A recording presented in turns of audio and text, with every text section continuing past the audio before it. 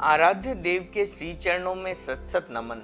मैं अभिनंदन गादिया सूरत से जैन हिंदी ऑडियो बुक में आपका स्वागत करता हूं। अगर आप इस चैनल पर नए हैं तो इसे सब्सक्राइब कर दीजिए और बेल आइकन प्रेस कर दीजिए, जिससे चैनल के नोटिफिकेशन आपको रेगुलर मिलते रहें। चैतन्य रश्मि कनक प्रभा, साध्वी कनक श्री जी, प्रकाशक जैन विश्व भारती लाडनू। व्यक्तित्व रश्मि, महाश्रमणी पद प्रतिष्ठा। आपकी ऐसी अगणित विशिष्टताओं का अंकन करते हुए योगक्षेम वर्ष प्रज्ञा पर्व पर श्रद्धेय आचार्य श्री तुलसी ने आपको महाश्रमणी पद पर प्रतिष्ठित कर जैन शासन और तेरापंथ धर्म संघ की परंपरा में सर्वथा नया इतिहास रच दिया। इसे योगक्षेम वर्ष की विशिष्ट उपलब्धि के रूप में नवाजा गया। विक्रम संवत 2046 भाद्रपद शुक्ला नवमी 9 सितंबर 1989 तेरापंथ के नवम अधिशास्ता योगक्षेम वर्ष के महासारथी आचार्य श्री तुलसी का 54वां आचार्य पदाभिषेक समारोह चतुर्विधि धर्म संघ द्वारा समर्पित अभिवंदना अभ्यर्थना और श्रद्धा सिक्त भावनाओं को स्वीकार कर संघ के नाम विशेष संदेश प्रदान करते हुए अनुशास्ता ने कहा, मेरे 75वें वर्ष को निमित्त बनाकर योगक्षेम वर्ष और प्रज्ञा पर्व की आयोजना की गई। इसमें अनेक उपलब्धियां हो रही हैं। इस अर्थ में इसे उपलब्धियों का वर्ष कहा जा सकता है। हमारे जीवन के दो पक्ष हैं, साधना पक्ष और शासना पक्ष। धर्म संघ और संघ पुरुष को चिरंजीवी बनाए रखने के लिए इन दोनों पक्षों को शक्तिशाली बनाए रखना जरूरी है। ज्ञान पक्ष और चारित्र पक्ष को सुदृढ़ बनाने के लिए सभी संभागी साधु साध्वियां तथा श्रावक श्राविकाएं तन्मयता के साथ प्रशिक्षण और प्रयोग में भाग ले रहे हैं। अच्छा विकास हो रहा है। यह संघ के शुभ भविष्य का सूचन है। संघ जिस गति से विस्तार पा रहा है, उस गति और क्रम से उसकी व्यवस्था को भी सक्षम बनाना आवश्यक है। हमारा धर्म संघ एक आचार्य केंद्रित है। एक नेतृत्व के कारण ही हमें सफलता मिल रही है। इसी पद्धति में हम सबका विश्वास है। फिर भी कार्य संचालन की सुविधा के लिए एक सहयोगी व्यवस्था अपेक्षित है। दीर्घकालीन चिंतन मंथन के पश्चात मैं इस निर्णय पर पहुंचा हूं कि यह व्यवस्था लंबे समय तक कार्यकारी रहे। आज मेरे शासन काल के 54वें पट्टोत्सव के अवसर पर मैं इस व्यवस्था को क्रियान्वित कर रहा हूं। इस व्यवस्था में आचार्य और युवाचार्य के अतिरिक्त 2 व्यक्ति और होंगे, महाश्रमण और महाश्रमणी। इस व्यवस्था के संपादित होने पर 2 बातें फलित होगी। पहला, एक नेतृत्व की अखंडता बनी रहेगी। दूसरा, आचार्य को कार्य करने में सुविधा होगी तथा कार्य अधिक सहजता से संपन्न होगा। कार्य करने वालों को बल मिलेगा। सहज ही यह आचार्य की अंतरंग परिषद बन जाएगी। इससे संघीय व्यवस्था की अनेक समस्याओं का समाधान सुलभ हो जाएगा। यह योगक्षेम वर्ष की सबसे बड़ी उपलब्धि होगी। इससे चतुर्विधि धर्म संघ को परम उल्लास की अनुभूति होगी। किसी को आश्चर्यचकित या विस्मय होने की जरूरत नहीं है। बातें साधारण होती हैं पर क्रम नया होता है। अब तक एक आचार्य ही समूचे संघ के कार्यभार को संभालते थे, बल्कि उपाध्याय का कार्य भी आचार्य को संभालना पड़ता था। जब मेरे सामने युवाचार्य आ गए तो मेरा काम हल्का हो गया। फिर भी पूरा हल्का नहीं हुआ। इस दृष्टि से आज मैं 1 या 2 व्यक्ति को फिर आगे लाना चाहता हूँ। आचार्य प्रवर ने मुनि मुदित कुमार जी को मंच पर आने का आह्वान किया। साध्वी प्रमुखा श्री कनक प्रभा जी, जो मंच पर आसीन थी, को भी नाम पुरस्कार संबोधित किया। दोनों बद्धांजलि वंदना की मुद्रा में उपस्थित हुए। आचार्य प्रवर ने मुनि श्री मुदित कुमार जी की विशिष्टताओं का उल्लेख करते हुए उन्हें महाश्रमण पद पर प्रतिष्ठित किया। अपने कर कमलों से उनके हाथों में नियुक्ति पत्र थमाया। श्रद्धेय युवाचार्य श्री के निर्देश से भारी हर्ष ध्वनि और जय घोष के साथ शासन गौरव मुनि श्री बुद्धमल जी एवं संघ परामर्शक मुनि श्री मधुकर जी ने नई चादर ओढ़ाकर महाश्रमण को वर्धापित किया। श्रद्धास्पद आचार्य प्रवर ने साध्वी प्रमुखा कनक प्रभा जी की ओर इंगित करते हुए फरमाया, यद्यपि इन पर पहले से ही दायित्व है, फिर भी आज लिखित रूप में इनको दायित्व दे रहा हूँ। इनका मेरे कार्यों में कितना योगदान रहा है इसे मैं जानता हूँ। यह कहकर आचार्य प्रवर ने नियुक्ति पत्र पढ़ा। महाश्रमणी नियुक्ति पत्र। अर्हम साध्वी प्रमुखा कनक प्रभा में सरदार सती की सभी विशेषताएं परिलक्षित होती हैं। इसने अपने कार्य कौशल से साध्वी समाज के मन को जीता है। शिक्षा, विनम्र व्यवहार और गंभीरता आदि सभी विशिष्टताओं को ध्यान में रखकर मैं इसे महाश्रमणी पद पर नियुक्त करता हूँ। धर्म संघ में महाश्रमण की तरह ही महाश्रमणी का स्थान रहेगा। साध्वियों की तरह साधुओं को पढ़ाना भी इसके कार्य क्षेत्र में होगा। आहार पानी समुच्च में होगा। सब प्रकार के विभागीय कार्यों तथा संघीय बोझ की पांति से मुक्त रहेगी। 9 सितंबर 1989 हस्ताक्षर आचार्य श्री तुलसी। 54वें पटोत्सव के अवसर पर हस्ताक्षर युवाचार्य महाप्रज्ञ, जैन विश्व भारती लाडनू। आचार्य श्री ने नियुक्ति पत्र पढ़कर ज्यों ही महाश्रमणी जी के हाथों में थमाया, पूरी सुधर्मा सभा हर्षध्वनि और जयनादों से गूंज उठी। युवाचार्य श्री के निर्देशानुसार साध्वी राजीमती तथा साध्वी यशोधरा जी ने नई पछेवड़ी ओढ़ाकर साध्वी समुदाय की ओर से उन्हें महाश्रमणी के रूप में वर्धापित किया। इस नियुक्ति पत्र के साथ ही आचार्य प्रवर ने दूसरा लिखित पत्र और समुच्चारित किया, वह इस प्रकार है। महाश्रमणी की नियुक्ति के फलस्वरूप महाश्रमण और महाश्रमणी दोनों साधु साध्वियों की व्यवस्था में संयुक्त रूप से कार्य करेंगे।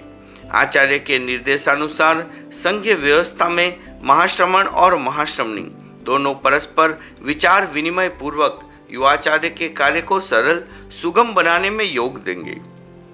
9 सितंबर 1989 हस्ताक्षर आचार्य तुलसी। 54वें पटोत्सव के अवसर पर हस्ताक्षर युवाचार्य महाप्रज्ञ, जैन विश्व भारती लाडनू। प्रस्तुत विषय का समाहार करते हुए आचार्य प्रवर ने फरमाया, तेरा पंथ धर्म संघ में अब सहज ही आचार्य की अंतरंग परिषद बन गई है। आचार्य, युवाचार्य, महाश्रमण और महाश्रमणी इन दोनों को जब भी मैंने देखा, पद, यश और नाम की भूख से मुक्त पाया। मैं मानता हूँ कि आज के युग में यह बहुत बड़ी बात है। पद, यश और नाम की भूख से मुक्त रहना बहुत बड़ी उपलब्धि है। मैं चाहता हूँ कि हमारे संघ के उत्तरोत्तर विकास में यह दोनों सहयोगी रहेंगे और समुचे संघ का निर्वहन करेंगे। महाश्रमणी पद पर नियुक्ति के पश्चात साध्वी प्रमुखा श्री जी बोलने के लिए खड़ी हुई। उन्होंने कहा, पटोत्सव के अवसर पर आज के दिन कहना तो बहुत कुछ था, पर अब क्रम बदल गया है, पासा पलट गया है। आचार्य श्री ने फरमाया, अब बहुत कहते रहना और बहुत करते रहना। महाश्रमण महाश्रमणी की पहली संगोष्ठी। कार्यक्रम के अंतर आचार्य श्री ने फरमाया, मैं चाहता हूँ कि संघ की नई व्यवस्था की क्रियान्विति आज से ही प्रारंभ हो जाए। अतः महाश्रमण और महाश्रमणी आज ही मिले और परस्पर विचार विमर्श करें। आचार्य प्रवर के निर्देश को सिरोधार्य कर महाश्रमण मुदित कुमार जी मुनिगण के साथ साध्वियों के प्रवास स्थल अमृतयान पर पधारे। आदरास्पद महाश्रमणी जी ने लगभग 250 साध्वियों के साथ धर्म संघ के महाश्रमण का अभिवादन वर्धापन किया। आपस में पट पर विराजने की मनुहारें हुई।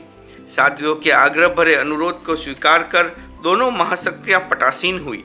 सर्वप्रथम मैंने, साध्वी कनकश्री जी ने संपूर्ण साध्वी संघ की ओर से सम्मान हर महाश्रमण जी का तेरा पंथ धर्म संघ के विकास की भावी अनंत संभावनाओं के क्षितिज पर नवोदित सूर्य के रूप में अभिनंदन किया। श्रद्धास्पद महाश्रमण मुनि मुदित कुमार जी तथा साध्वी प्रमुखा महाश्रमणी श्री कनक प्रभा जी ने अपने प्रथम संदेश में कहा, हम पूज्यपाद आचार्य प्रवर एवं युवाचार्य प्रवर की आज्ञा, निर्देश और दृष्टि के अनुसार संघ के आंतरिक और बाह्य विकास की समग्र दिशाओं में अपनी पूरी शक्ति का नियोजन करेंगे। संघ की श्री वृद्धि में जागरूक प्रयत्न करेंगे। अद्भुत था शासन की इन दो विभूतियों के मिलन का वह दृश्य दोनों की चमकती आंखों में तथा पवित्र प्रभावलय में उभर रही थी संघ के शुभ भविष्य की संकेत लिपि। संभावनाओं की सीपियों के गर्भ में पनपने लगे असंख्य मूल्यवान मोती। चतुर्विधि संघ में अपूर्व आनंद व उल्लास का वातावरण निर्मित हो गया। साध्वी प्रमुखा श्री जी को पूर्व प्रदत्त महाश्रमणी अलंकरण अब महाश्रमणी पद में परिवर्तित हो गया। यह इतिहास की विरल घटना है। महाश्रमणी पद के साथ महाश्रमण के बराबर दर्जा देना, आचार्य की अंतरंग परिषद का सशक्त अंग घोषित करना, समूचे संघ के निर्वहन का निर्देश देना, यह सब नारी शक्ति पर आचार्य श्री के अटल विश्वास का परिचायक है। नारी की समताओं के स्वीकरण, मूल्यांकन और प्रकटीकरण की दिशा में उठा सार्थक कदम है। आचार्य प्रवर ने अपने इस दृढ़ विश्वास की कई बार जनसभाओं में भी अभिव्यक्ति दी है।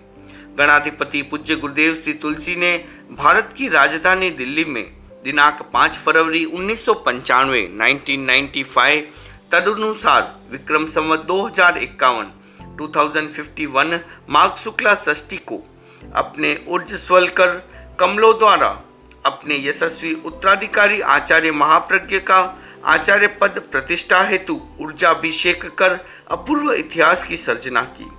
उस समय महाश्रमणी जी को महाश्रमणी नियुक्ति पत्र पुनः प्रदान किया गया। वह पत्र है: अरहम योगक्षेम वर्ष विक्रम संवत 2046 के अवसर पर साध्वी प्रमुखा कनक प्रभा को प्रदत्त पत्र एवं उसमें उल्लेखित विवरण से यह स्पष्ट है कि यह हमारे धर्म संघ की कार्यकारी पद हैं, मात्र अलंकरण नहीं।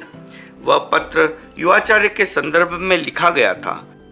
अब महाप्रज्ञ आचार्य बन गए हैं, अतः आचार्य के संदर्भ में साध्वी प्रमुखा कनक प्रभा को महाश्रमणी के पद पर उसी विवरण के साथ पुनः प्रतिष्ठित करता हूँ। महाश्रमणी कनक प्रभा आचार्य महाप्रज्ञ के गण संचालन के कार्य में सतत सहयोगी रहेगी। अध्यात्म साधना केंद्र दिल्ली, गणाधिपति तुलसी, विक्रम संवत 2051 माघ शुक्ला छठी, रविवार 5 फरवरी 1995। यह नियुक्ति पत्र महाश्रमणी जी के हाथों में थमाते हुए पूज्य गुरुदेव ने कहा, महाश्रमणी यह ऐसा महत्वपूर्ण पद है जिसके सामने साध्वी प्रमुखा संघ महानिदेशिका आदि गौण हो गए हैं। सबसे बड़ा यह पद हो गया है। साध्वी प्रमुखा संघ महानिदेशिका आदि संबोधन मेरे द्वारा ही प्रदत्त हैं, किंतु महाश्रमणी का पद सबसे अधिक महत्वपूर्ण एवं कार्यपरक है। बंधुओं, महाश्रमणी जी की वृत्ति, प्रकृति और भावना को देखकर आमेट अमृत महोत्सव पर मैंने इनके विषय में 4 पद्य लिखे थे। यद्यपि वे पहले के हैं, पर आप लोगों को सुना दूं, ध्यान में रहे। वे पद्य हैं: स्वस्थ महाश्रमणी सजग, साध्वी प्रमुखा शांत, तुलसी युग की तरुणी माँ कनक प्रभा संक्रांत। पद यश लिप्सा से परे, अनासक्त अभ्रांत, तुलसी युग की तरुणी माँ कनक प्रभा संक्रांत। परम समर्पण भाव का उदाहरण आदर्श, कनक प्रभासी कृति कला, पा तुलसी उत्कर्ष। पद से नहीं प्रवृत्तिनी प्रायोग्य, कनक प्रभा प्रतिभा प्रवण, अनुपमय आरोग्य। मैं महाप्रज्ञ के सामने दोनों महाश्रमण और महाश्रमणी को कहना चाहता हूँ कि अब भूल मत करना। अपने कार्यों के प्रति, अपने दायित्व के प्रति सजग रहना है। दोनों को मिलजुल कर संघ के विकास के लिए चिंतन करना है। आचार्य महाप्रज्ञ के कार्यों में इनको कैसे सुविधा मिले यह सोचना है। इनके और भी बहुत कार्य हैं। गण संचालन में जितना सहयोग दे सको तुम दोनों को देना है। इन सब संदर्भों से स्पष्ट हो जाता है कि साध्वी प्रमुखा श्री जी के कर्तृत्व और नेतृत्व क्षमता पर आचार्य प्रवर को अगाध विश्वास था। महाश्रमणी पद के साथ ही उनके कंधों पर गण संचालन का गुरुतर दायित्व भी गुरुवर ने सौंप दिया। गुरुदेव की दृष्टि में साध्वी प्रमुखा श्री जी की क्षमताएं आचार्य पद की योग्यता से किसी दृष्टि से कम नहीं है। अनेक ऐसे अवसर आए जब इस पद की गरिमा को और अधिक गौरवान्वित होते श्रद्धालुओं ने देखा। अक्षय तृतीया के दिन वर्षितप आराधक तपस्वी प्राय आचार्य प्रवर व युवाचार्य वर्ग को अपने हाथों से इक्षु रस बहराते हैं, उसके बाद पालना करते हैं। उस वर्ष पूज्यवरों के निर्देश से सैकड़ों तपस्वी भाई बहनों ने श्रद्धेय महाश्रमणी जी एवं महाश्रमण जी को इक्षुरस बहराकर सुपात्र दान का लाभ प्राप्त किया व कृतार्थता का अनुभव किया। यह भी चालू परंपरा में नया उपक्रम था। संघ महानिदेशिका साध्वी प्रमुखा श्री कनक प्रभा का व्यक्तित्व एक ऐसी मीनार है जिसको किसी भी कोण से देखे वह आकाश को छूती हुई प्रतीत होती है। उसकी ऊंचाई का स्पर्श तो दूर, समग्रता से देख पाना भी कठिन है तथा आंक पाना तो और भी कठिन है।